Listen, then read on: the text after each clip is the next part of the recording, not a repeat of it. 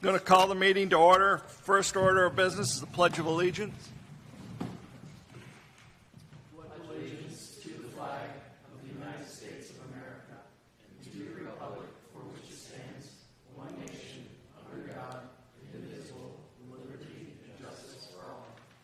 Thank you. Consider of any changes, additions, or removals to the agenda. We can strike, which is number 8, review and comments on the 2023-2028 local hazard mitigation plan.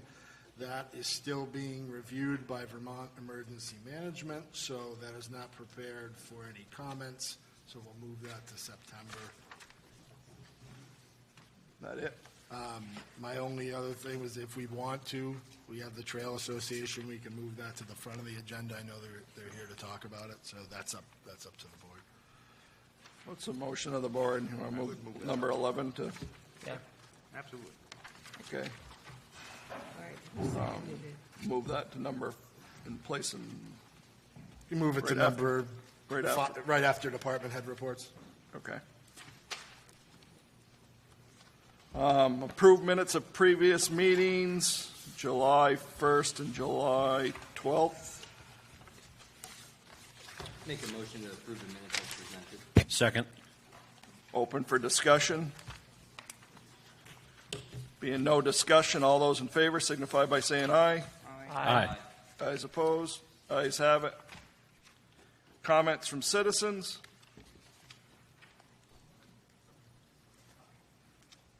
Hi.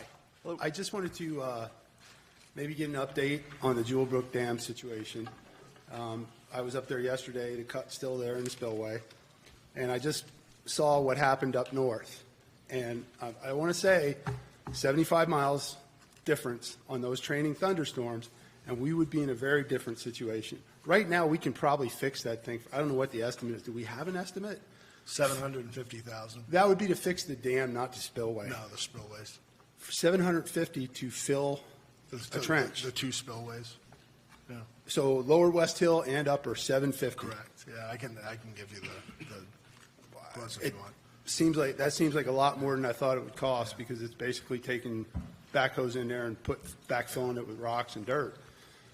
That's an awful lot of rocks and dirt. I didn't think the whole. Yeah, that's what I thought as well. What's a load going for these days? So if that's 750, I'm guessing, am I correct that we don't have that? We don't, and that's part of the, and I was going to cover this in some of the municipal manager update, but that's kind of the designs and approval for that work is done. That has been done. And the reason this takes this long, we're kind of at the mercy of the federal government with this. Right. If we wanted to go ahead and fix it ourselves and find $750,000, it would be done.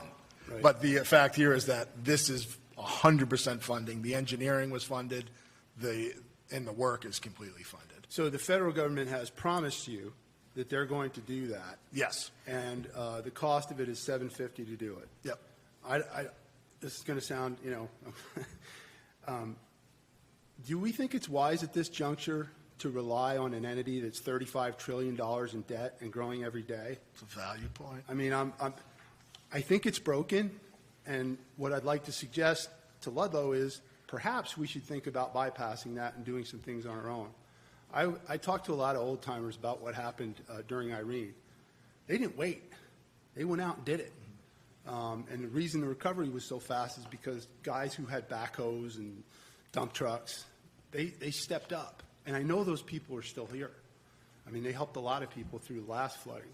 But I can't help but think if we keep waiting for the federal government in the middle of hurricane season, we've got relatives down in the Carolinas, coastal Carolinas right now. You know what's happening down there.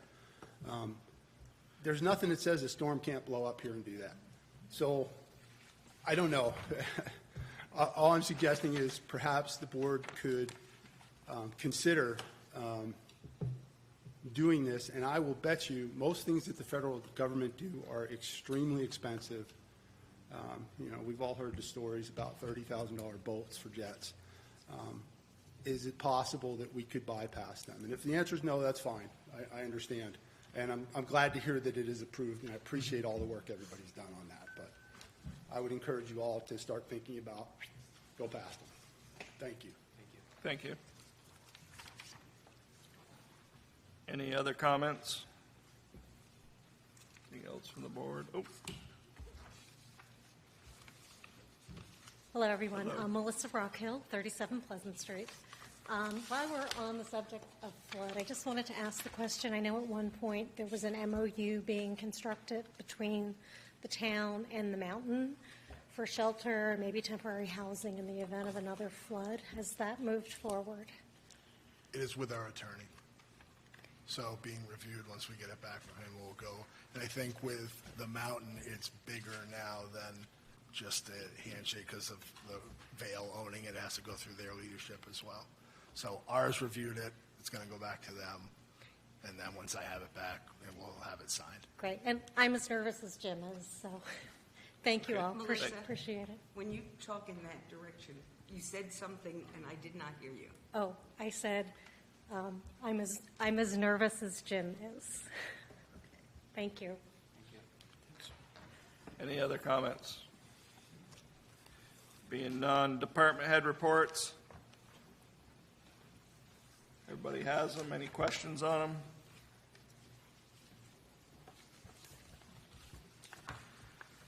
Okay, being none, we're going to move on to number 11, the Trail Association.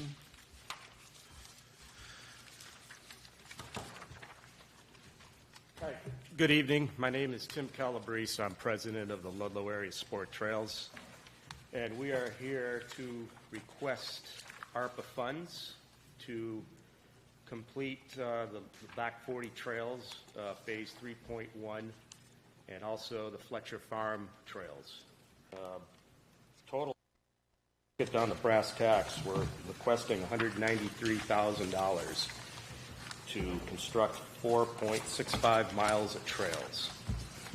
And the funds would be used for the trail design and construction. I want to make clear that the funds would not be used for ongoing maintenance. And we're also enlisting volunteers to help with the trail building and also the entry kiosks.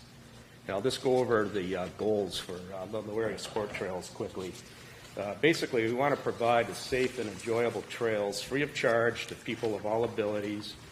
We want to construct trails that are environmentally sound using methods of responsible trail use, building, and stewardship while promoting outdoor education and cooperation with landowners.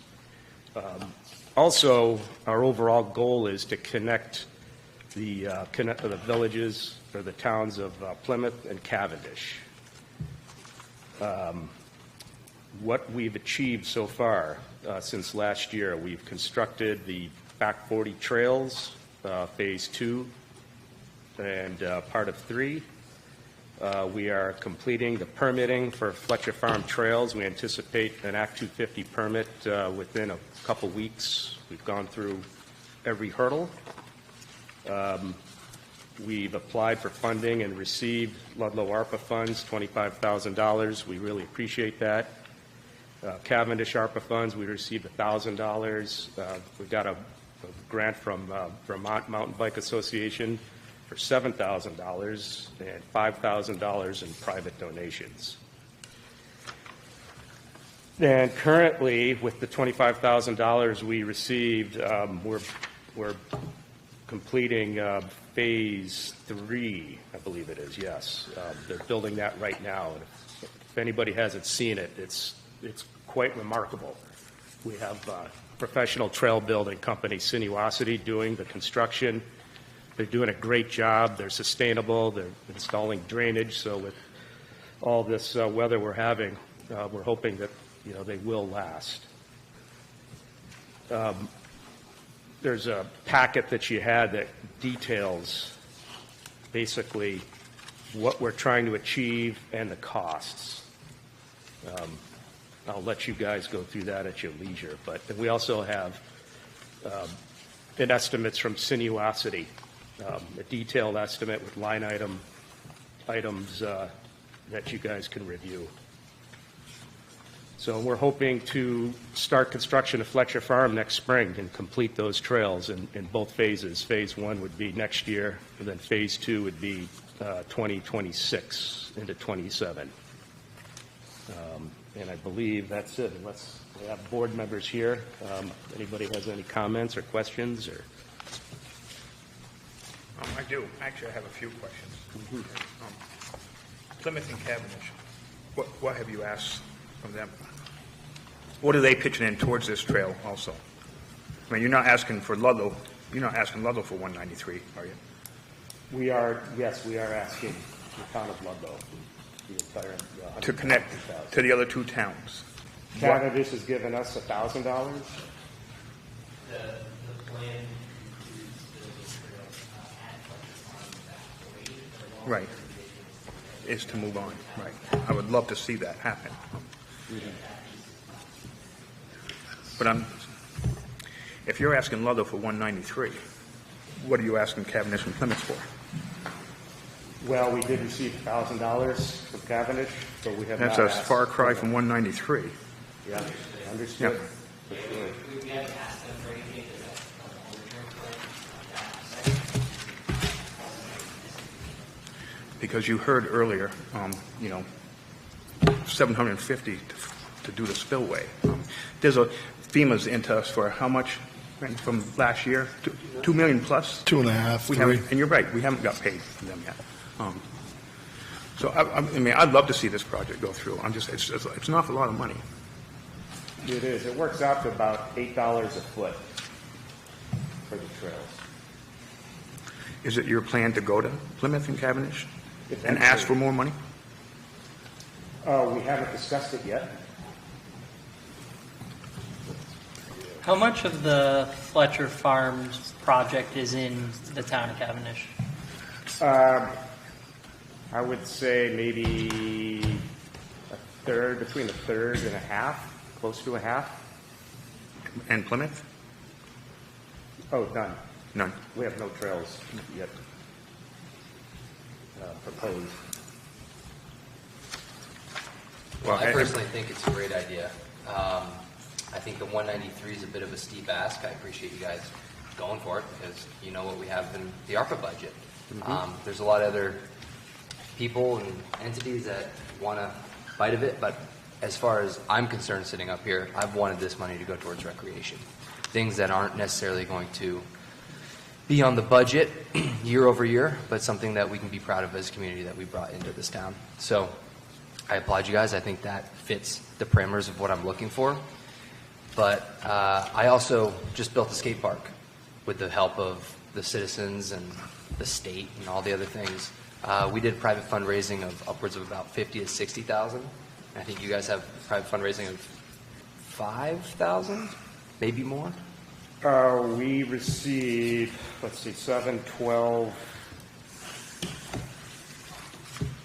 somewhere above 12,000.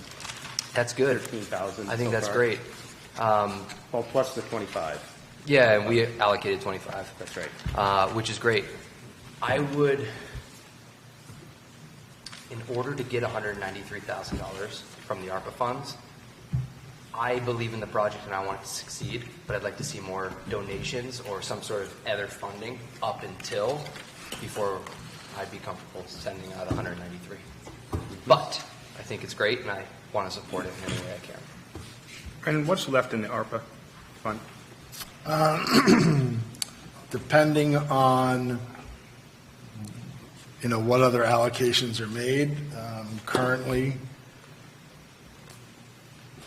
I thought it was much less than this. 140,000. I mean, that's, with other things on the docket too, so.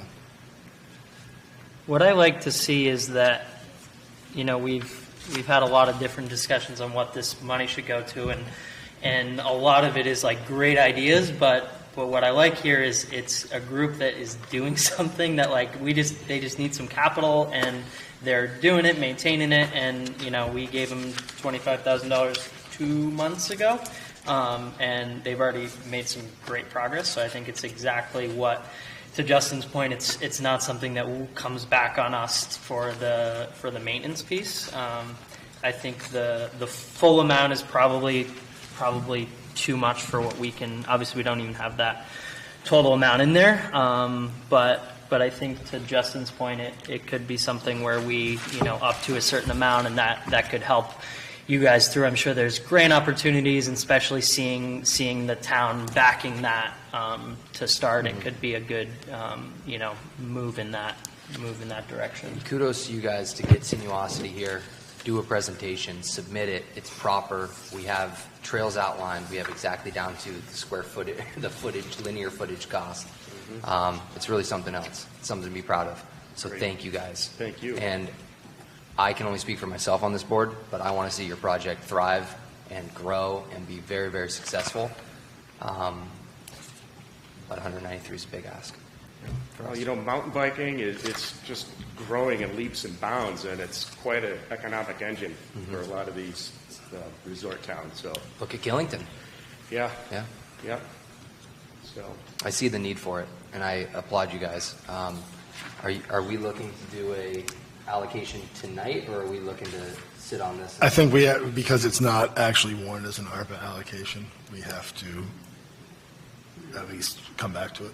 What is an amount that, you obviously have some momentum going, and 193 might be a tough one, but what's an amount that would be realistic to keep the project going? I'm sure there's different pieces in that, but well, I guess for the immediate, to finish up the back 40, I think we're looking at about $46,000 in change. That's the next table on page 3. That would be page 4. Yeah, page 4. Yep. And then Fletcher Farms is right below it. That's the big one, 7,000. But to complete the back 40, that's what we're looking at. 46. Well, I would definitely entertain the 46 number, personally. We've already given them 20.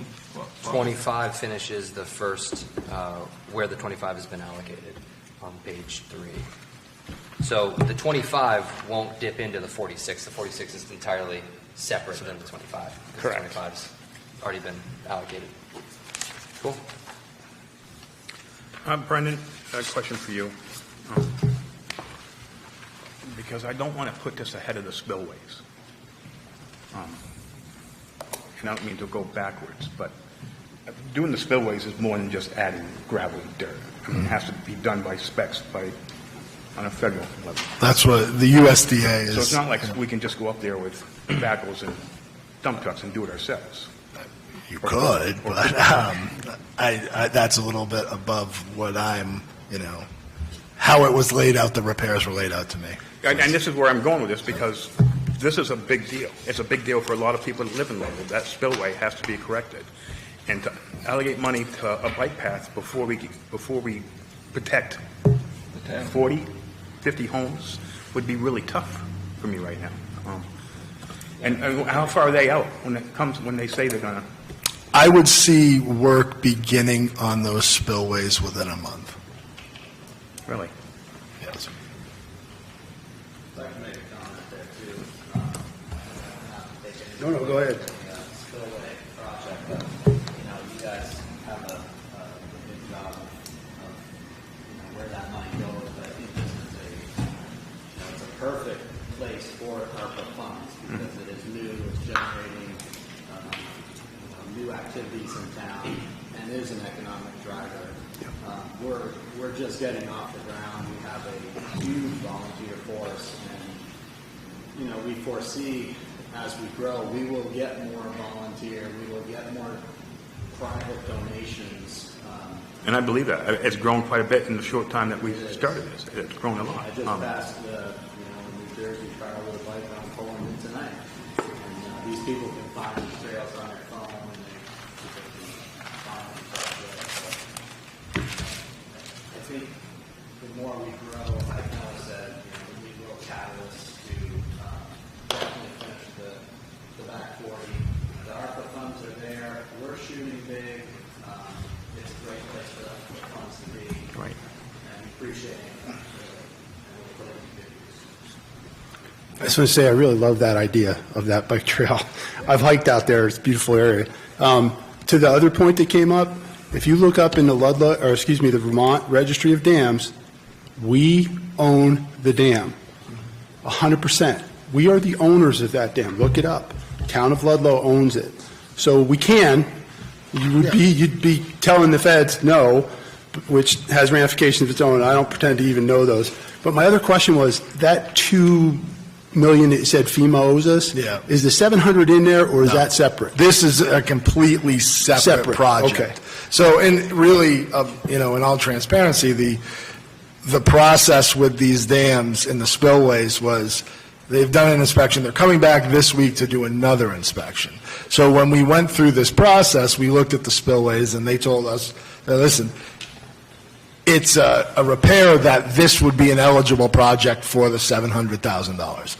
If we just went ahead, if they were looked at us and said, it's an imminent crisis right now, and they said that to us, then we would probably say, we're going to go in and we'll do the work ourselves. So they don't feel that that's... They did not, no. Stage 2 defect in the spillway. Correct. Okay. Yeah. So I'm telling you what they said to us. I don't doubt that they said that, Yeah, Brendan. so- What I'm saying is that's irrational, Yeah. and it's incorrect. So that's all. And I guess the way I looked at it is saying, okay, if we just go ahead and fix it, then also I have to turn around and also answer to the fact that we turned down $700,000. Yep. So that's where I'm playing, and I Understood. don't put that above anybody's safety, but I'm going off of what I'm being I told by agree. the USDA and the state of Vermont. Totally understand. Thank you. Is there a liability if we do it ourselves? I'm sure. I'm sure there's a big I'm sure there's a liability associated with that. What, back to ARPA, I do, obviously that's an important piece, but I do think it is separate where, that's USDA, that's Army Corps of Engineers stuff that shouldn't necessarily get in the way of ARPA funds. Are there any other pending requests that we haven't Couple in our allocated? packet. We have three on the agenda with our.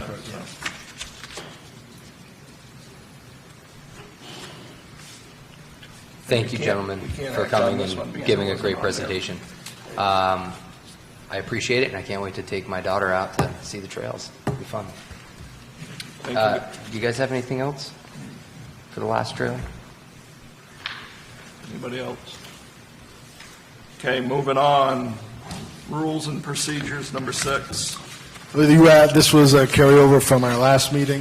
You've had some time to kind of review what was presented, that Justin had brought up for the rules of procedure changes to the board. If that's something that this board would like to entertain, I would recommend putting those changes on the agenda for a vote in September. Have any of you gentlemen had the opportunity to look at those regulations posted on VLCT? Yeah, I read through them. I mean, it seems like they pull all the important stuff out of what's Robert's Rules of Order is what, a 500-page book?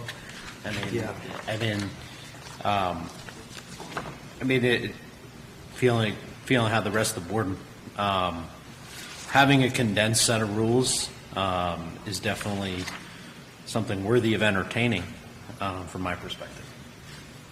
Coming from the gentleman on the DRB, too. I think that they make the most common sense for our boards and how we serve our constituents here. So I would be in favor of changing them and making them more streamlined as well. Is this something that every board would follow this, or each board would have to Each board is independent. figure out? Each board would have to. These rules are specifically geared from the VLCT towards select boards, trustees, not towards DRBs and other bodies. So like the DRB acts as a court, and so they kind of follow a little bit different set of rules. But I think from my perspective, on both boards, that this board doesn't deal with, I mean, I've attempted to read all of Robert's Rules of Order, and it is a very dry read.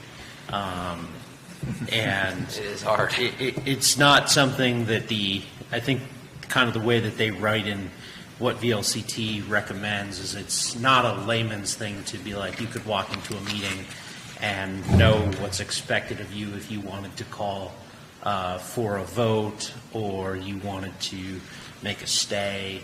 I think this would make a publishable, readable document that you could almost hand to someone who comes on town meeting day or in prep for town meeting, say, hey, if you want to talk, these are the rules of procedure.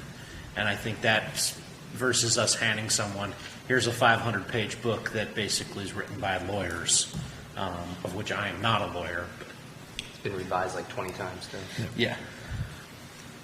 Anyway, I'd be in favor of voting on it in September, myself. Go ahead, Jill. So, I'm sure you aren't, but the new laws are in place July 1st. The Robert's rules. An open meeting. Yeah, so the new open meeting laws from Vermont. There's a bunch of laws that Yeah, so the reason why this came into our purview is I attended our open meeting law meeting in late May, right when the laws were about to take effect. And they said it's absolutely crazy that these small towns are doing Robert's Rules of Order. By and large, we don't really follow Robert's Rules of Order very well because there's a lot of rules. But yeah, these... If you want me to research a condensed version, I'm more than happy to. I love that. VLCT, they're great. And they crafted these to withstand the test of, lawyers and efficacy. So I support it just to make it streamlined and make it not so rigid in these meetings, but that's just me. Do you need a motion to move forward with this in September? If we wanted to put Yeah, it, if you want Can I make a motion, we move forward with this in September? Second. Second. Discussion? Being none, all those in favor signify by saying aye. Aye. Guys opposed, guys have it. Tree warden comments. just a kind of follow-up on our discussion from last meeting when Phil Carter was here. Begun to kind of work a little bit with Phil regarding some tree issues in town. We did have a brief discussion on, there's a lot, as he mentioned, that there is a lot that can go on and can go into the position of tree warden. It's just not necessarily that tree is good to cut down and don't cut that one. There's a lot more to that. So our plan is we're going to continue to kind of formulate right now, we don't have a heck of a lot of a budget line for the tree warden, if anything. But we're going to begin to formulate a plan for this coming budget year. We're beginning the process and, working together. He's working with buildings and grounds on, problem areas that we know we can address for the buildings in the town. But we're going to work together to put together a budget and have that proposed for this budget season so we can continue to craft kind of what that position will look like, because with the emerald ash borer, et cetera, there's a lot that is coming that we need to be out ahead of, not to mention securing, there's a lot of community village grants that we can take advantage of that the tree warden can champion. So just very brief, but Phil and I have had some productive conversations about that, so we'll have that in the next few months. But again, work is ongoing. You looked at a few trees at the fire station that were problematic. One tree that is at the entrance to the school, just to the left, it was damaged just 2 months ago in a windstorm. It's pretty much dead. It's on the outbound lane, right on the lawn. That's going to come down, as does the large pine that's right next to the tank. That's a huge tree, and it comes down, I think a piece comes down every day, to be honest with you, not to mention what the pine needles do to the roof. So we have to look at taking that down and then planting something in its place. So we're just not going to take it. You put that, those pines can be pretty dangerous and damaging to the property. So. The acid the needles. Yeah. I just have one comment on that. So I talked with Phil and earlier today when he was at the town hall, and he expressed again, and he talked about last meeting, that there is a pretty big grant opportunity for us that's up this fall. So I don't want us to necessarily kick the can, but like I think if we can maybe have some project ideas, Yeah, absolutely. that we could maybe take some action items on. Because I know it's not ready for our review, but in the local hazard mitigation plan, the second largest hazard to the town of Ludlow is invasive species, mostly from the emerald ash borer. So I think in that world of the tree warden, that might be a worthy project. Not sure if it falls under that, but I think yes, maybe next month having some projects or something we can work towards would be a good idea. Okay. Anybody else? Moving on to number 9, ARPA funding allocations. So as we mentioned earlier, there are some pending requests for ARPA funding that we have in front of us. One of them here, I'm just going to go through the first one, which is, our stoplight out front here. It's been a source, a point of contention for me for a while here. It doesn't owe us any favors. Let's put it that way. It's been, the heck is that? Rain. Is that really rain? Shocker. So LaFazo, who is the company that handles our stoplights, has provided us with a quote to replace both lights and replace the control system on that. We're looking at $28,000 is the total cost. I realize here with ARPA there's kind of some moving pieces here, so that can be adjusted. I would like to, if we have to adjust it, to absorb some of the cost, but this is a piece that it's going to have to be paid for. It's vital to the town. We don't want it failing in January. And for us to, right now we're looking at probably having to replace the control panel at the very least, which is $12,000 to $15,000. When was that light installed? 2000? Probably. It's pushing 25, 30 years old. I noticed after the last fixing that they did a week or two ago that there's now maybe a camera on top of each of those lights. That's always been there. Those have always been there, huh? And there's also cameras up on the telephone pole, and that helps with the flow of traffic? Yeah, it's supposed to pick up it's supposed to change if there's not a lot coming off of Depot Street. It's going to change. Whether that works, that's debatable. I've gotten out of my car a few times and waved at it. It doesn't. You do the old backup trick? It's not. The new radar is a lot better. Yeah, so this would be something that... I mean, we're literally a one stoplight town, and two. I stand corrected. I think it's well worth maintaining that. So I would be in favor of. I mean, even getting that in the fixed. sense of trying to, because we are looking at different sources of funding here for ARPA. I mean, it's $28,000, even if we said 20 or something. I mean, we could absorb part of that. Completely up to the board. One question, when do you think is this an immediate thing that we could act on if we allocate funds tonight? If we allocate funds tonight, we're going to buy it tomorrow.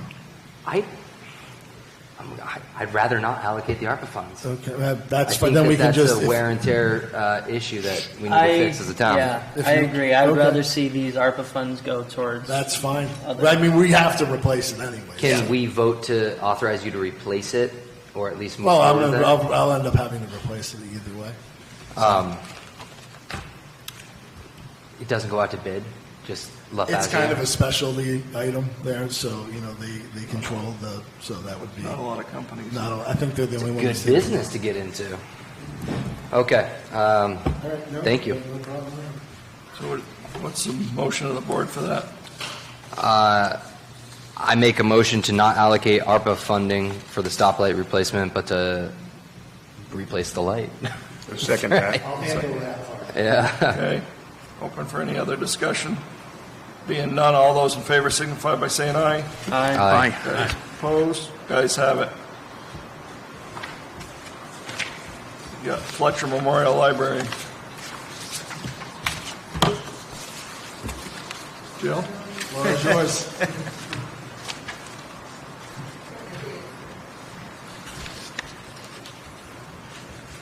Okay, so I assume you all have this letter? Was that in your packet? Okay, so a lot of things have happened. A year ago, I wrote a grant to the Preservation Trust, and we received, in 2023, $75,000, and it ends up that is National Historic Park Service money. And so along with that grant that was awarded, we will, in the next few weeks, now be registered on the National Registry of Historic Places, which is major. Yeah, that and should be. the Preservation Trust paid $6,000 for that to be done.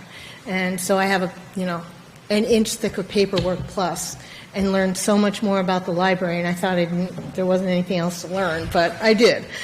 So with that grant, and pending grants through the Vermont Department of Libraries, they received $26 million split into 2 grant opportunities. We didn't meet the needs of the first grant opportunity because it was COVID art money, and it was HVAC. We have 2 furnaces. They're only 9 years old. I mean, we didn't have anything that would go there. The second grant is a HUD grant, and these grants are just for public libraries. And so hopefully that will do part 2 of our project, which is in excess of $700,000 to fix our spiral staircase. And that's a whole other thing. I'm happy to share photos, tell you about it, whatever. But it'll go from the roof, where they have to cut a hole to see how the marble ceiling is suspended, down to the basement, and why is there moisture in there that's destroying the iron foundation for the marble, and it's a curved marble wall, so that's a lot of money. So our first phase, number 1, are the 5 projects that total $105,700. So within those projects, we are looking at the main steps, which in 2013 were pulled off, resized, cement pad, cement steps, reset, drain, catch drain in there to hook onto the rest of our perimeter drain to take moisture away. Well, that's not actually working as well as they thought it would. For some reason, moisture is seeping in the basement under those stairs. There's never a pool of water, but it's always wet. So that's what's causing the marble stairs. So in this phase 1 is having the front stairs re-grouted, or whatever the proper name is. And then we have to have that done. And we also, the youth library exterior stairs have been closed for a year because in the storm in 2023, the library doesn't get wet. Governor Fletcher chose that property, had a church move from that property to build the library because he did all the studies in the underground river that comes down off of Commonwealth and goes between the Governor's Inn and goes down over that way. None of it touches us. So we were bone dry in 2011 for Irene, and we were bone dry for this one. But that pouring rain of 10 plus inches just totally wiped out everything and anything that holds the slate staircase together. Like it's mud, it moves, so it's been closed. So this grant replaces that this phase 1 replaces the kids' stairs totally using granite with a rough finish, not slippery, does the main steps, and then inside, both of the fireplaces have, just over time, it's 123 years old. So there is, again, I call it grouting, caulking, whatever, missing. That needs to be fixed. The back of the fireplaces need to be fixed. And the marble floor, which is, well, I think most of you have seen it, but they're not more than half-inch squares of red, green, and off-white in a very ornate Italian pattern like Mariner's Compass. So there are places like the threshold when you come in the door, and where people would walk straight in and stand at the circulation desk, that marble inlays have just disappeared. Like I find white ones, but red and green especially, just disintegrate because they're very soft. So all that needs to be redone for safety and tripping, my leg gets it, and also to preserve it. So that all told up comes to that amount of money. So because it's a historic preservation grant, National Park Service, we have to follow, and we always have followed, historic preservation. Another step is to hire people that are approved by the Preservation Trust, which I have done. So we have used Stevens and Associates in Brattleboro. They did a whole study. I have that if anybody wants it. I don't have it on me. We also have hired Chad Mathrani, who is Vermont Natural Homes. He's our contractor.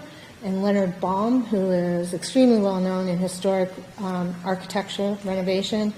He has an office in Brattleboro and also does major, like the Cliff Walk homes in Rhode Island. So that's our team of people that we're using and we've hired. So to date, the $75,000 will go towards this.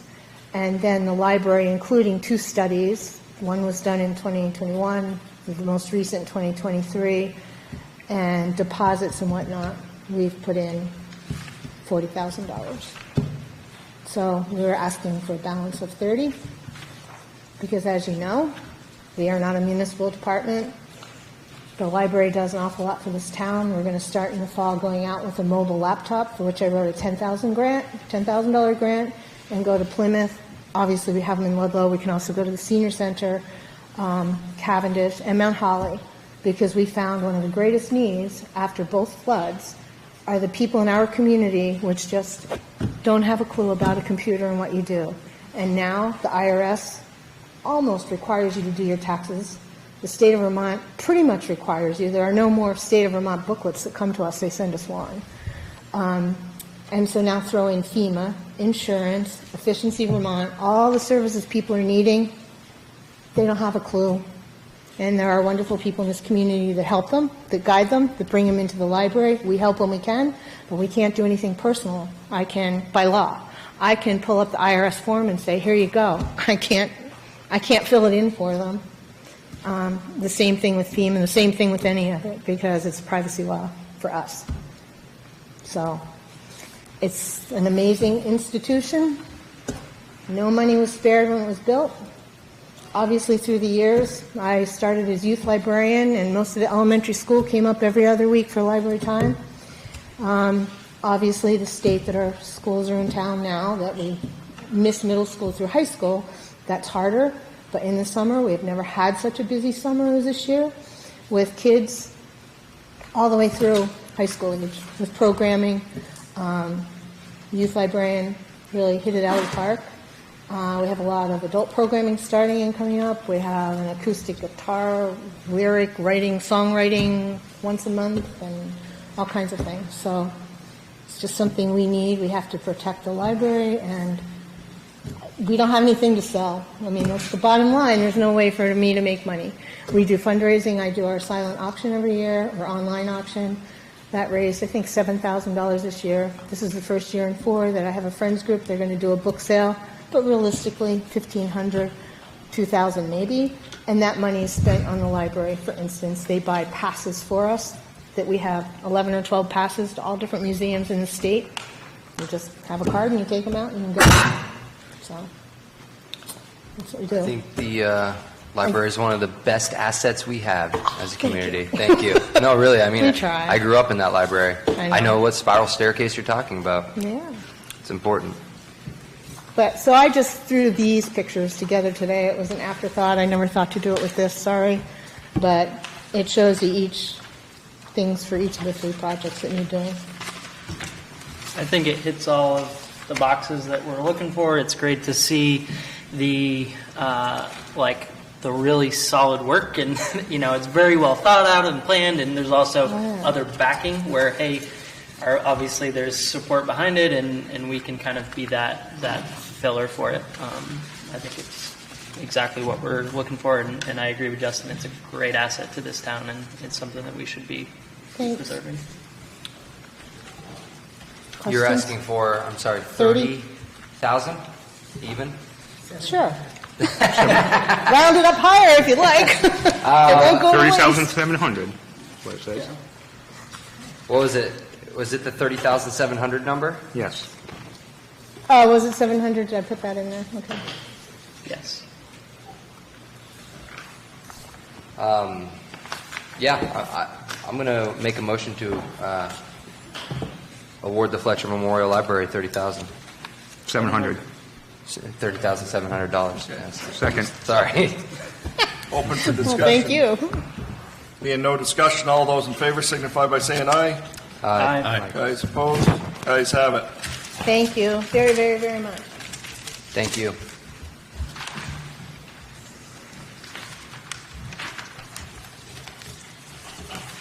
So the third is listed under emergency services, other emergency services. Talking with, Chief Whalen, Chief Grover, who are here. One of the pieces that we've kind of looked at as we've begun to, Ben's come on board and looked at some changes and some things that we'd like to start with the emergency services. One of them is dealing with some of the radios in town and the repeaters. This is kind of right now a crucial piece of our infrastructure here, and it would encompass moving, Ben, if you want to speak to this, you might be better than I am, but essentially moving a repeater as well as upgrading some of the, and continuing some cost programming and repairing and maintenance for our radios. Hi. So right now the town of Ludlow for emergency services has 3 separate repeaters, one for the fire department, one for the police department, one for the ambulance service, and all 3 services talk off of their own repeater and their own frequency. Right now the ambulance service has their repeater up on top of Okemo, and the fire department repeater and the police department repeater are located on Commonwealth Avenue. From what I understand, there's some tree growth, which we can certainly take care of, but as far as the location, they are lower to the ground. Reception there is different compared to on top of the mountain. And so over the past 2 weeks, I've spent some time driving around doing radio checks from different spots throughout the entire town. Talked to the radio companies, and they're actually able to provide you digital maps that show essentially the coverage umbrella of where the 2 different repeaters actually provide the most reception and service. Interestingly, there's parts of where the ambulance repeater is up on top of the mountain that doesn't get the best service, where Commonwealth Ave, as an example, that repeater gets better service. As I look at what I find to be a higher hazard area, such as the Main Street strip through town, Depot Street, it's in a hole for Commonwealth Avenue, and the reception there is poor. And we have examples of reception issues just tonight at the fire alarm next door before the meeting. So the concept of the plan is to take the repeater from the fire department, move that up to the top of Okemo, and then at the same time combine the ambulance and fire department onto the same repeater and talk on the same frequency. What's the concept of us then being able to have better communication with each other, hear each other without switching different frequencies or being on a scan, and it will also hopefully take some burden off of dispatchers of having potentially 3 radio channels getting squawked on at the exact same time. I think for me the biggest benefit of that is the ambulance folks and us just being more on par with each other and really working on us being the interoperable capabilities of us working together. Bring it all together, I would still like to move that repeater from Commonwealth Ave up to the top of the mountain, and then it would become a TAC channel. We currently have a TAC channel, but it's not off a repeater. It's just radio to radio, which means you don't get the distance out of it. But at the same time, as far as an emergency management level scale for the town, it would then give another frequency that if we had to create a emergency operations center on a local side, that you would have a dedicated tower and frequency that all of the stakeholders in town government would be able to function off of and talk to each other without interrupting any other emergency services. We've been speaking about these repeaters for a few years. Haven't we? The police were going to get different repeaters or move the repeaters. So the police, 2 years ago? The police are moving their repeater up in the coming weeks, I believe. And it was something they had budgeted for and worked through. It was not budgeted for, it was not worked for. Budget-wise, I do not have the funding for that at this point. By jumping on with the police at the same time, it would allow a little bit of a cost reduction. It's the cost that we put out there for you folks. But make it so they're hopefully only coming one time instead of 2 trips and paying labor and hours of driving here. The other part, which Stephanie just reminded me, is just the redundancy. If we do have one tower that goes down, you would then have the ability to still transmit and push things off of that other tower. So this would be the current ambulance one would stay as is, and we'd add a new one up on Okima. We would simply be moving our current infrastructure that is at Commonwealth Avenue up there. up to the mountain. Yep. No, go ahead. The other thing, and I think it's not anyone being complacent, it's just, I think kind of got forgotten in the weeds, is maintenance has not occurred on these repeaters in quite some time. And right now we don't have any type of maintenance package that would essentially cover their costs of coming out on emergency situations. Part of that cost covers so emergency maintenance and preventative maintenance for at least the first year of all 3 repeaters, which is something that needs to happen yearly, and I think it's probably been at least 5 years since any of that has happened on it. What's the amount, Brendan? Yeah. 8,000. 8,000? 8,000. So on top, so to put into this as well, as Ben mentioned, with the fire department's budget being strapped as we knew, the other consideration to this piece I would like the board to consider as with a new chief coming on, we kind of knew this going into it, but I would like the board to consider allocating $50,000 to offset, to defray the cost. We need to buy basically a command vehicle for the fire department, for which like our department heads have vehicles, truck, cruiser, etc. Ben is commuting in his own vehicle right now, responding at night. It's something that will either be, I'm hoping to do this to purchase it to defray the cost of budgeting for it. With the ARPA funds, a lot of towns have budgeted, purchase things regarding emergency services, et cetera. I feel like this is a good chance to do that. We have a fire chief who's responding and asking to be taking command of a scene while he's traveling to a scene in his own personal vehicle. I think it's something that we need to strongly consider. I think this is the time to do it. We have some funding for it, but $50,000 would help offset that cost. So just as a clarification, the total ask is Would be $58,000. I mean, I think my perspective here is the board made the choice to go with the full-time fire chief, and we knew there was going to be some asks to try to up our safety level. I know this goes a little outside of the scope of our traditional ARPA previous allocations, but it is emergency service. But it is, and that's really where I was going, is that this gives us an opportunity, because realistically looking that if we didn't choose this, we'd be putting a purchase off till next budget year.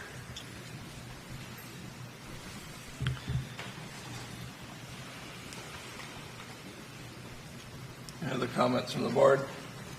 The repeaters make sense. I think that fits it. I feel like the vehicle gets into the, kind of that should be in the budget. Is it something that really you need all of it, or wait until next? Budget? It's something that, to be honest with you, it needs to happen. Whether or not we can find funding another place, that is possible.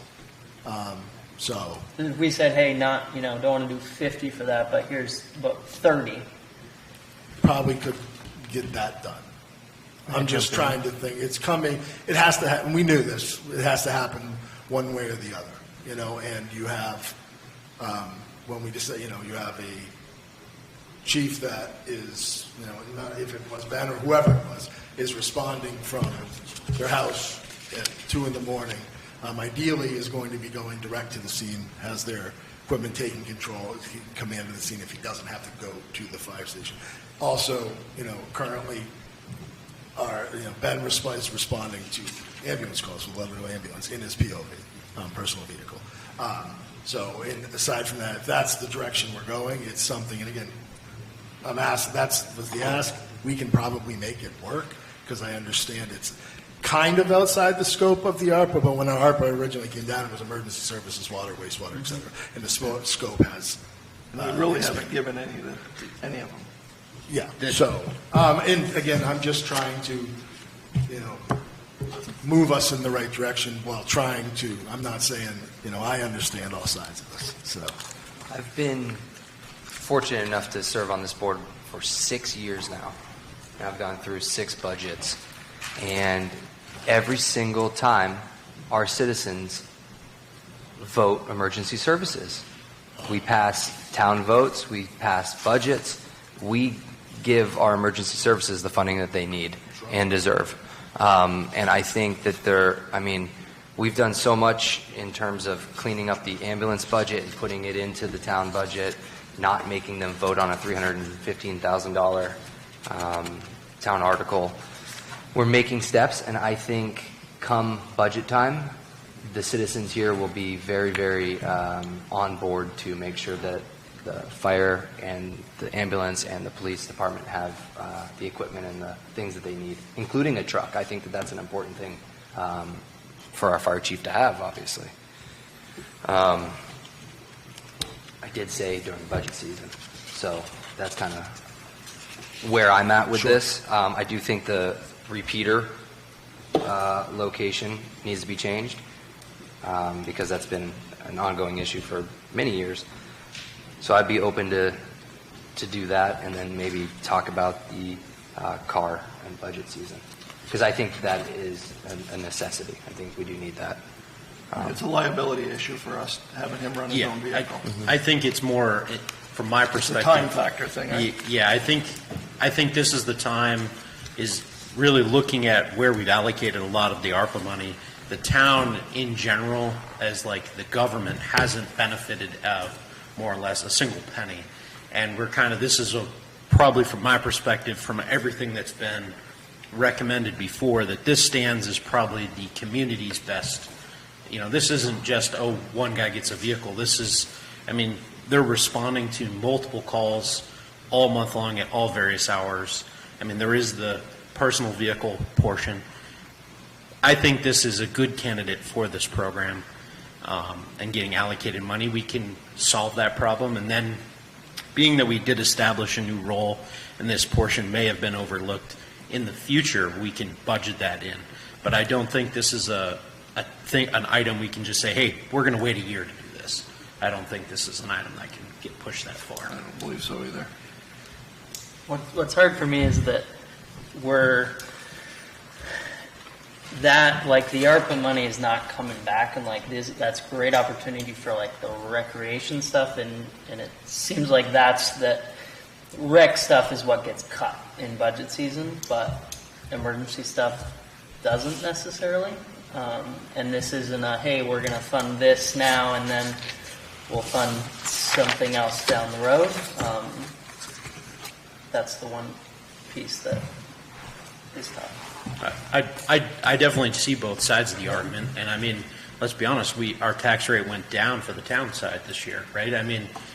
When it comes to budget season, I think it would be worthy of a look to allocate more money to the recreation department. And but if you look at the original ARPA funding, recreation was the expansion. Mm-hmm. It was originally for the emergency services, wastewater and stuff. When we had our first ARPA fund meeting, we could have dumped every penny of it into an emergency level culvert repair, and we would have never had another ARPA fund meeting, right? I think we've allocated, I don't know. We've done well. How many projects in total have we funded? 10. Good math. Well, with the list them off. Fletcher Memorial, it's 10. So We can list them off. Mountain Bike Trails, this Howard Barton Conference Room, Dorsey Park, Rehab, Chemo Valley TV, Fletcher Memorial, Black River Historical Society, and then you have, the Jewel Brook Dam Alert System, so 8. So just approved the $30,700 for Fletcher Memorial Library. Where does that leave us at currently? $93,726.05. Okay, so we can't approve the LAS trail system for 46 and approve the emergency services. We don't have enough. We're short by like $20,000. 15 or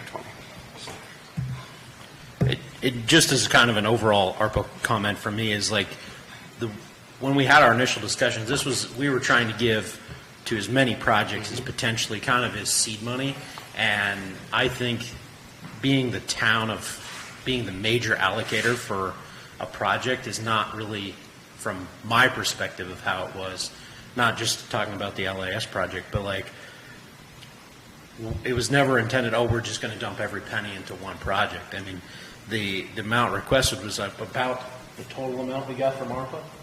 The total amount was $331,926. So, I mean, there've been 2/3 for one project, which I think is outside kind of the scope of the way we looked at things. But that's my perspective. I think that's a good point. I'm just going to go with what Noah said earlier about the rec committee. We do cut. I've been on the rec committee for many years, and they're the one department that gets cut every year if there's not enough money. But also in favor of going forward with this vehicle. I think it's very important. Sherry? Sherry Vaughn Tucker. I would implore the board to move on this tonight. We heard from a very competent, new, understanding fire chief, and I would implore you to move on this tonight. Thank you. I'll make a motion that we allocate $58,000 to the Ludlow Emergency Services for the 2 items that they've requested. Do I have a second? Second. Open for discussion. Being no discussion, all those in favor signify by saying aye. Aye. Aye. Guys opposed? Aye. Ayes have it. No, were you the only name? Yeah.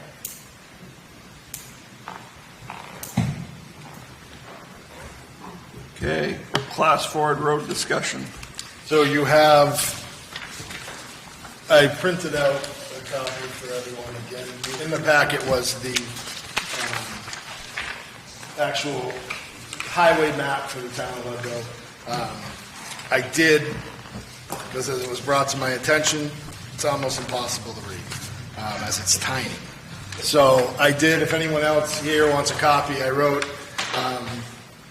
did my great artwork, and I had wrote, and the board had some, with numbers that indicate where the Class 4 roads are in town, and what they are. So we have a total of 2.34 miles of Class 4 road in town.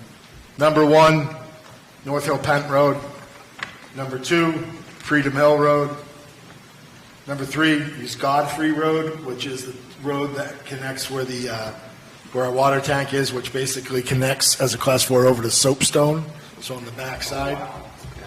Number 4 is Pennell Road, which is down off of basically South Hill. And number 5 here is the end of West Hill, which goes out to the West Hill Dam. One of the one way out. Number 5? Fifth dam. And you also have number 42 on this is a part of Spruce Lane up by the lake is 0.08 miles is a Class 4. So out there. So this is 2.3. I know it was requested at our last meeting that the board wanted to see a layout of the Class 4 roads. How many miles of all roads is the town of Ludlow responsible for? Total is 65.57. Okay. So, this discussion has been going on for a couple of meetings regarding what we want to do with our Class 4 roads, and mainly the section of Freedom Hill that has been brought in question for the last two meetings. So really where we stand here, as I see it, is we have this board has 3 options for the town. We said we can institute a policy that overviews, and I've been working on both of these, so they're kind of ready to go if we want to do this. We can institute a policy that is a Class 4 road policy. They'll have the boilerplate copy of that was provided at the last meeting. That gives us oversight on all of the Class 4 roads, whether or not you want to institute speed limits, extra signage, prohibit certain types of vehicles. That gives this board jurisdiction over that. As we said multiple times, all of this comes down to enforcement. Cannot have any gates, et cetera. So option 2 is that if we wanted to deal with Freedom Hill exclusively, we could reclassify that as a trail. That basically throws it up to a trail status, which then we don't receive any funding for, which is 0.5 miles. We don't receive any funding for. The town still retains ownership of the road, but we will relinquish any maintenance responsibilities to it completely. But again, per statute, Vermont statute does not allow wheeled vehicles on trails. Option 3 is we don't institute any policy. We speak with our local game wardens, who I spoke with the other day. Saturday, I was here at the Lake Rescue Association meeting. They had a game warden here. I also spoke with Chief Billings, and we asked our PD and local game warden to increase oversight. Really, with the issue on the Class 4 road is that, especially Freedom Hill, you have to ride on a Class 3 road to get to there, and that's illegal. So we asked them to institute oversight over and higher visibility on that portion of it, and leave the Class 4 roads per statute as they stand. Those are our 3 options. All of them are pretty much I prepared, as we mentioned last meeting. I've worked on the policy. I've worked on what it would take to reclassify as a trail, and I've had conversations with the game wardens and chief of police. Just one question, Brendan. Sure. So in the policy department, do you have to go through all the hearings again to change a policy, or is it a quicker process? It is a quicker process. Okay. I'm sorry, what was your response? It's a quicker process. It's a what? Quicker. Yeah. So either way, you still have to do hearings initially. Correct. You got to go through the process for it. But if we chose the policy direction, changes in the future. Once the policy is in place, the board has authority to say, great, we want North Hill Pent Road can only be used for any sort of wheeled vehicles. It can be used outside of the months of February to May. You could say that. Again, I just want to stress that it is not a magic policy. I'm going to say that 1,000 times. That I will guarantee you we'll institute a policy. We could say there is not ATVs allowed on North Hill Pent Road, and there will be ATVs on North Hill Pent Road. No matter what option, enforcement is the... Correct. There's no good option in regards to the enforcement. Unfortunately not. Okay. And not to say that we can't do it, and I've spoken with the game warden who are on board, chief of police who are on board. Definitely is an option, but again... On board for what? To increase visibility, increase enforcement. So we don't enforce Class 3 roads, but we're going to enforce 5 miles of Class 4 roads. What I'm saying is really for Just the enforcement would be the enforcement of the Class 3 roads, because what is happening is people are riding on the Class 3 roads to get to the 4. Yeah. If we don't institute anything, but also to your point, if we're having that problem now. Well, we are. So. No, I'm not against or for four-wheelers. Sure. I'm just saying we don't enforce it, and we don't have a policy right now for.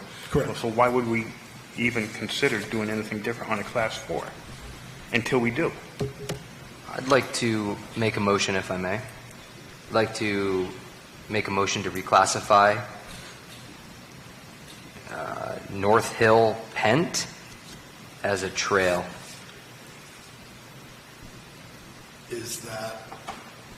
That's where the Class 4 road in... If you're talking the one we're having the issue on, that's Freedom Hill. Oh, I'm sorry. Apologies. I would like to make a motion to reclassify the stretch of Class 4 Freedom Road as a trail.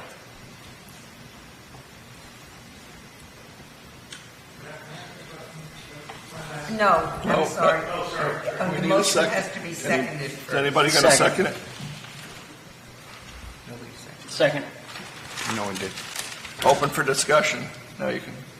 Yeah, sorry about that. Thanks for the, first of all, I just want to say thank you for to the select board here for considering this. Again, this is another topic for a few months now, as Brendan, you noticed, and all the work you put into this. But, so the one question I had is, and I'm happy to hear the motion for reclassifying this to a trail. I think that seems to make a lot of sense out of the options here.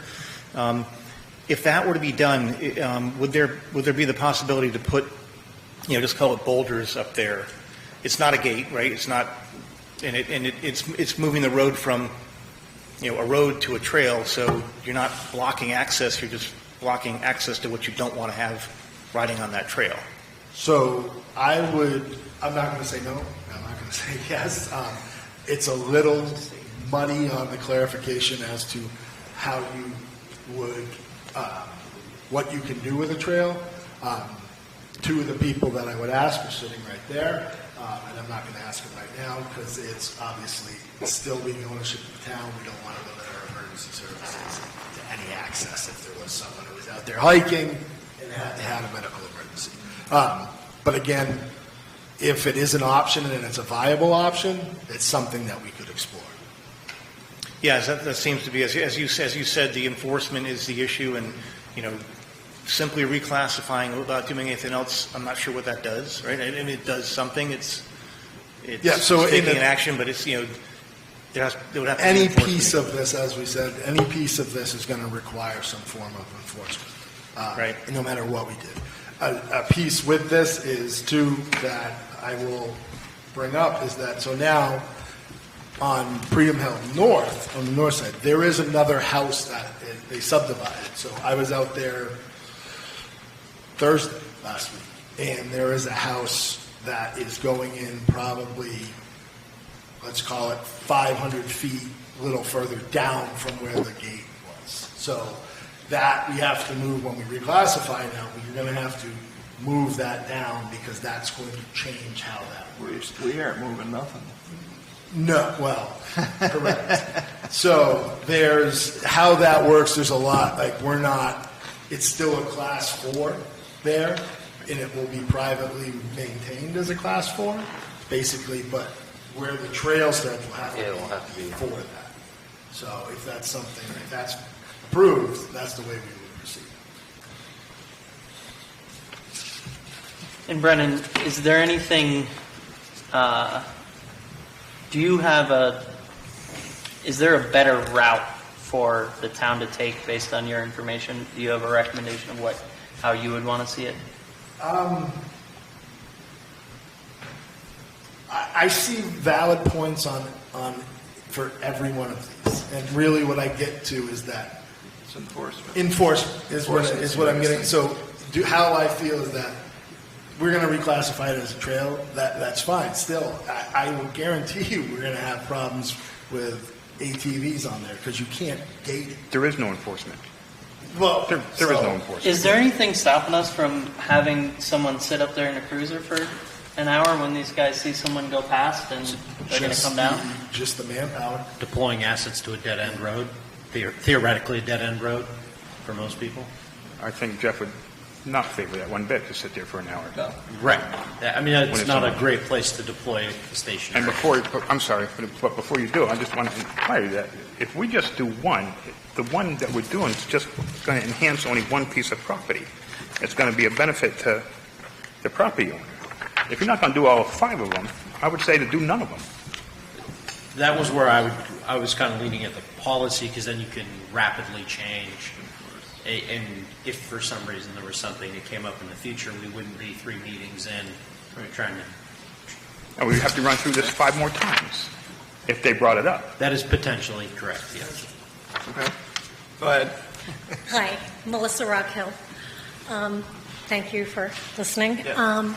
I think I heard in the past that this is about a 1/4 mile of road. Is that the length of the piece of road that we're talking about? Just curious.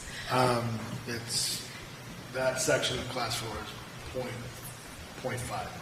So And so there's a reason we have a right-of-way there between North Freedom Road and South Freedom Hill Road. And we have a lot more houses than we did when it was sort of not maintained to the standard that we would have normally done on a Class 4 road. I don't know all the history there. But that was sort of why I had asked at a prior meeting if the fire department and the police department had actually looked at our maps, like when do we make a decision that we need to put a road through? Because I'm guessing that's why we maintain these Class 4 roads or right-of-ways when we've got a north and a south road. But I also think whatever decision you make here, you're going to be setting precedent. And as Brendan always says, Melissa, I can't do that for that one person because there'll be 10 other people standing at my door asking for the same thing. Thank you. Thank you. Real quick, I just wanted to jump in. I understand the need to want to create a policy that outlines what we want to do with Class 4 roads. This is the first Class 4 road that I've had the pleasure of dealing with here on this board. And if I remember correctly, this road was built in the 40s as a logging road and has been used as a walking trail since the 40s. No vehicle traffic has been through there. Is that No, correct? there's been vehicle traffic through there. There has been? Oh. On a Class 4 road? Yeah. Wow. Okay. I have a survey done on a property, and the surveyor said that I think they think it was never not been used since 1947. And it has to be, there's no vehicle traffic there. Go ahead. Well, just a question. We're talking about like policy and enforcement. Are there other places that ATVs can go that would like incentivize them from going out on the roads where we don't want them? Not in Ludlow. Presently, the only place that's legal in the town of Ludlow to ride ATVs other than private property is Class 4 roads. The main issue here is you have to ride a Class 3 road to get to the Class 4 road. And then when you get to the other side, you're back on a Class 3 Correct. road. Yeah. And is it stand to reason, Mr. McNamara, that most of these Class 4 roads are dead ends, except for the Freedom one? Well, Maybe the no. Soapstone one? No, Final road. Yeah, North Hill Penn comes out on Chapman Road. Godfrey Road comes on Soapstone. Pine Road comes out on, I believe, the Town Farm. Yep. Okay. The only one is the West Hill one, right? No, that comes out on 100. Oh, okay. That goes all the way through to 100? So all of these roads connect various That way roads. for them out at one point. So ultimately, enforcement's our issue, but if we had a Class 4 road that went off of Main Street, and we had people riding four-wheelers down there and getting onto the Class 4, we'd probably have some enforcement. Like, is that, like, I don't know, if you spent a month and, every a couple hours a day, an hour a day or something, and it was patrolled, would that, not that it's fun work to do, but would that kind of stop our issue? Well, I can tell you, I have a problem with that, Noah, because I live on West Hill, which the speed limit is 25 and they do 50. So if somebody's going to sit at a dead-end road and watch, and not on West Hill and do traffic, I would have a problem with that. I just don't think we have the time, or would they even consider sitting up there? Yeah. So what are the regulations in maintaining a trail system or providing an entry point to a trail system? Does it have to be 3 feet wide, like a door jam? That's something I'd have to, basically, it's rather gray. You can't have a locked gate, or it doesn't specifically say you can't have a boulder Most there. trail heads that I walk to have giant boulders to prevent motorized vehicles. Correct. So the reason why I made the motion was if we reclassify as a trail, it becomes a trail, which would negate motors by default on it. But So it's not necessarily an enforcement thing because you won't physically be able to get the vehicle into the trail network. If you do that on the upper end, you're going to close the snowmobile trail. You have a gate on the upper end, right? There is a gate, but that. Yeah. It's not our gate. Yes, it's not our gate. And snowmobiles are a lot Right, but you can. less wide than a side-by-side. Got the groomer. Even not the groomer. Groomer's 10 feet wide. So, I mean, my biggest thing with looking at like gates and and boulders, et cetera, is it is still under some purview of the town. And if someone, as Brendan kind of, it was like, oh, okay, if someone got hurt there and we were expected to respond, we do have that ability to access off-road areas with the utility. But like, that's a concern, right? And so that is the one portion. I don't know. I'm curious to know about, like, can you have a gate? No gate. So no gate, no matter what. No gates. No gate. Okay. Emergency services, I hate to put you guys on the grill here, but say you're hiking in White Rocks up in Wallingford. You fall. You guys have to hike in to retrieve those folks, correct? If you're in White Rocks and Wallingford, sure. A gentleman crashed his bicycle on the Mount Scottney Trail this past weekend. I think they said on the radio he was 6'7", 290 pounds, and 2 miles in. Awesome. So yeah, that's right? enough. So you take those complexities and what equipment you need and resources to go do that, and I will tell you right now, Ludlow doesn't have any of those things. What we do have is a UTV that's side by side with tracks that if you put boulders up or anything else to prevent that from getting through, we would not. So am I overly concerned with a stretcher carry out of a half mile before we upgrade equipment concepts? No, but it would. What's our fastest way to get in there and get that person out would be the equipment that we do currently have, which is a UTV. So there are spots where roads that we have on, I think the food policy cabinet, and the ambulance will go. Have a couple of little scratches on it, but it saves time, it saves money, that's the risk of doing it. And putting the boulders up, and we're not talking 3 miles in the woods, we're talking half mile. We would probably drive an ambulance up there, honestly. Usually in that situation, you can back in as far as you can, and you get a quarter of a mile. That's a lot better than carrying somebody that's 290 pounds out for another quarter of a mile. And it's interesting, like, you guys are talking about Class 4 roads, and it's a different agenda. I didn't talk about tech rescue, but it is something that we're looking at, and the previous chief, Chief Kalinda, and I are actually set to walk this section of Freedom Hill. We were supposed to do it on Thursday, but we've got a conflict, so it'll be when I get back from vacation, and then we're also going to walk the whole bike track to come up with I haven't been up through those, so to see what our best pre-plan is for access, whether we're going up Freedom Hill, and I forget the name of that side road, but I think there's a pump station in there that we should be able to get access in from the top as opposed to down below. And with the switchbacks, which our biking folks may know more about, I don't think we'll get a UTV through, but if we come in from the top, we should have better access and then be able to cover the lower. So things we're working on our side. Thank you. So that was one of the things when the permit came to the DRB for a lot of the trail planning was, I believe Pete Kalinda's letter talked about some of the access points and stuff, and I know like Chief Billings looked at some of that stuff too. Really when it comes down to like how far we can kick the can is that our enforcement is the issue. No matter what choice we choose, we're still left with it. How can we enforce whatever policy or whatever reclassification? And in a lot of ways, I look at it as it doesn't matter what we say tonight, because there could be someone riding an ATV on the Class 3 road before it right now, right? And without the enforcement portion, which other than us allocating, implicitly asking, hey, this area needs to be monitored, on top of your regular duties, I don't see how we solve that problem. And by the time a phone call's made, they're long gone. It's unenforceable. And so I'll just read this. This is statute 19, BSA 304. Select board, with granted permission of the landowner, which would be us,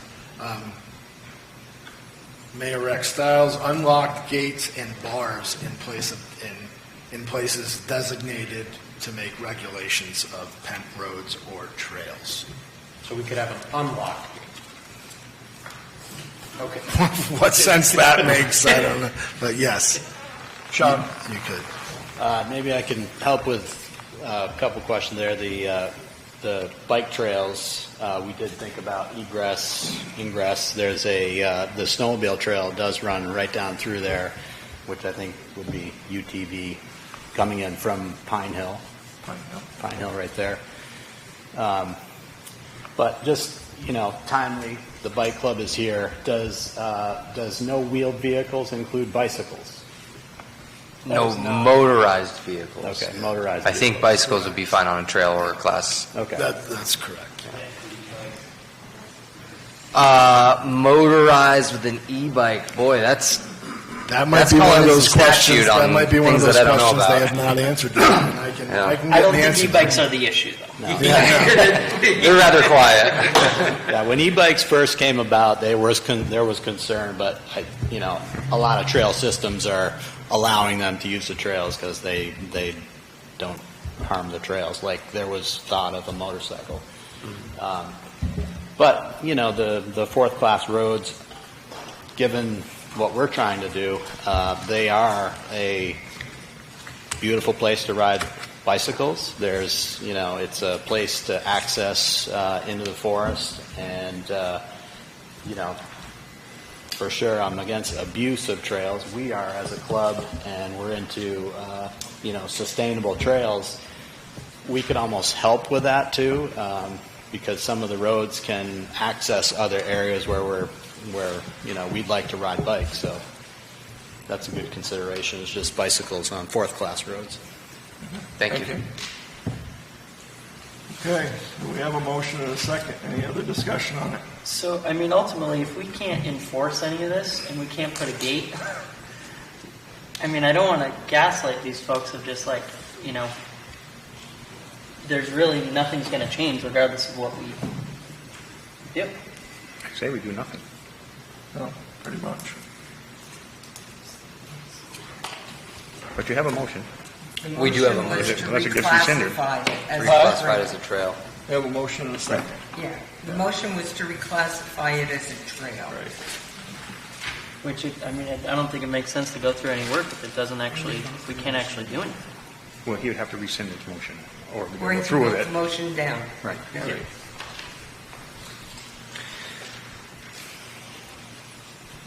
Well, if it's the, prerogative of the board not to do anything, let the chips fall, I can most certainly rescind my motion. It looks like that's the case. Okay.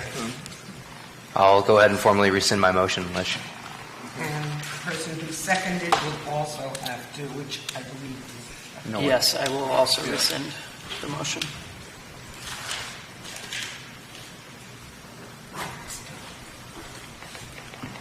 So I guess we try to. So, I don't want to say any names, but I assume the main offenders are known quantities. Sure. Is it possible to have the police talk to the main offenders? We can institute a plan of action, which we talked about a little bit today, internally, and again, involving the game wardens who already said they would be willing to help us with this. So, again, maybe it is not Ludlow PD sitting there watching this, but it could be the game warden who have the same powers. So those are some of the options. Better. Yeah. So,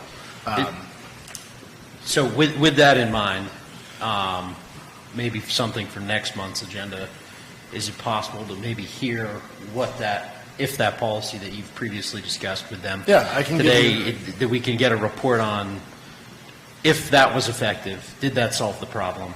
I will work with that also, reach out to the homeowner. So. What do you think, Brett? Yeah. Okay, moving on, review and possibly award East Hill paving bid. So you have, we have the bids for East Hill paving. You have 4 bids. We have Fuller Sand and Gravel, Pike Industries, Basin Brothers, Wilk Paving. Wilk Paving was the low bid at $85.75. And at this point, in speaking with our highway foreman, Mr. Tarbell, that would be the recommendation for the contractor for East Hill. You want to explain that a little? Sure. So part of this, there was a discussion in our previous bids. There was no language that stated we wanted 100% virgin material for the roads. By statute, in the state of Vermont, contractors are allowed to use 15% recycled material, recycled asphalt. It's been used, we use it in Cavendish, State Highway uses it. So the difference in bids here is Fuller Sand and Gravel was 100% virgin material, where Wilk at 8 is 15% recycled. It was not specified in the bid, so it's a little difficult there, but Ron and I are comfortable with Wilk being the low bidder, using this, and I have used it. We used it in Cavendish. We've had no issues. It meets state specs. If it's something that Ron would like to see moving forward, that it is 100% new virgin material, that will be specified in the bid. But if that was not in this bid. So Wilk is the low bidder. I mean, it is up to the discretion of the board. It's a difference of $1,500. But in speaking with Mr. Tarbell today, the recommendation would be to use Wilk. Can I make a motion we move forward with Wilkes? Second. Open for discussion.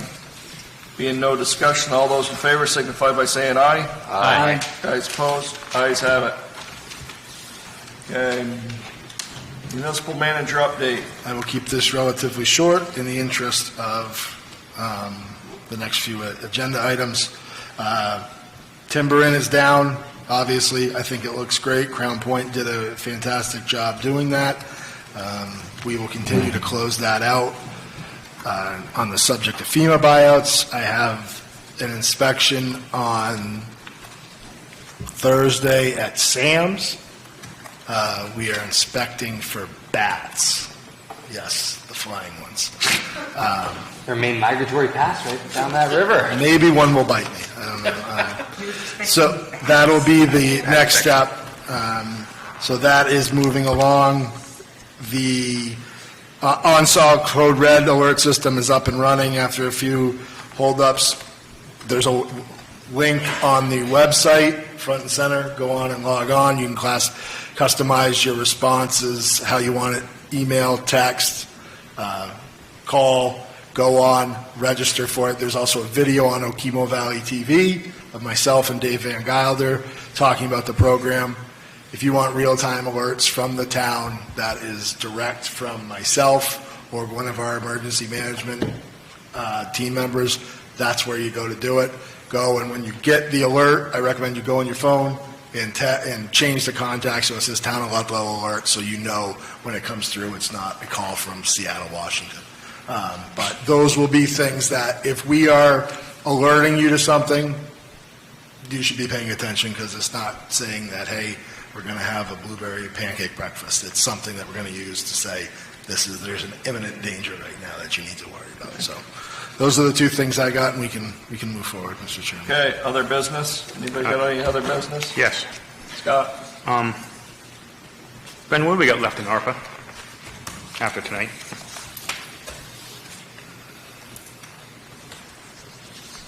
$90 minus 58. So,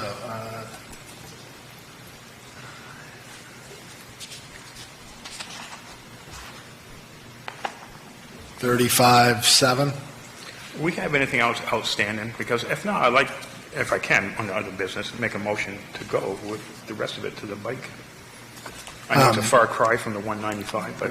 I don't think we can, because it can't be done under other business.